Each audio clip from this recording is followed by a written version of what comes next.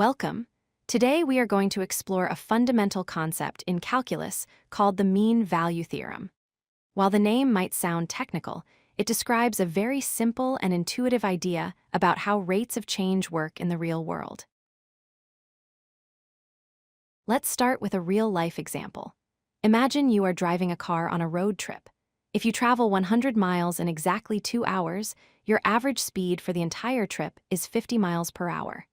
The mean value theorem simply says that at some specific moment during your trip, your speedometer must have pointed to exactly 50 miles per hour.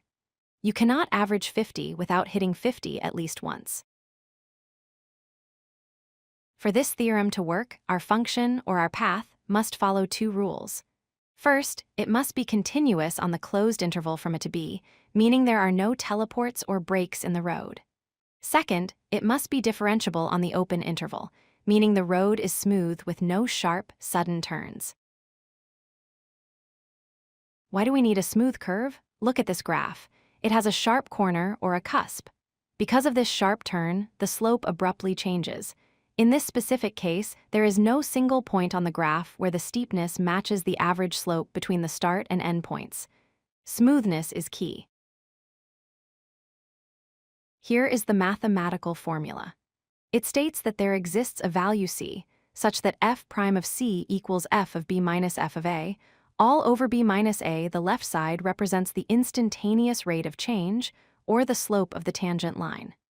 The right side represents the average rate of change, or the slope of the secant line. Geometrically, this is about parallel lines. If you draw a line connecting your start and end points, that is your secant line. The theorem guarantees that somewhere along the curve, there is a tangent line that runs perfectly parallel to that secant line. They have the exact same slope. Let's see this in action. Here we have a smooth blue curve. The green dashed line connects our endpoints, representing the average rate. The red line represents the tangent at point C. Notice how the red line and green line are parallel? That is the mean value theorem at work. The theorem guarantees at least one such point, but there can be more. On a wavy function like this sine wave, you can see multiple points where the tangent is horizontal, matching the average slope of 0 between the two endpoints. Any of these points satisfies the theorem. This is often used in law enforcement. If a camera sees you at point A, and then 60 miles later at point B 1 hour later, your average speed is 60. Even if you slow down every time you see a cop, the math proves you must have been going 60 miles per hour at some point, validating a speeding ticket if the limit was 55. To wrap up, remember the conditions. The function must be continuous and differentiable. If those are met, you are guaranteed a point C where the instantaneous rate equals the average rate.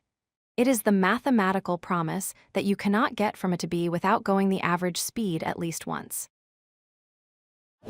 If you like this video, hit that like button and don't forget to subscribe. Visit codelucky.com for more such useful content.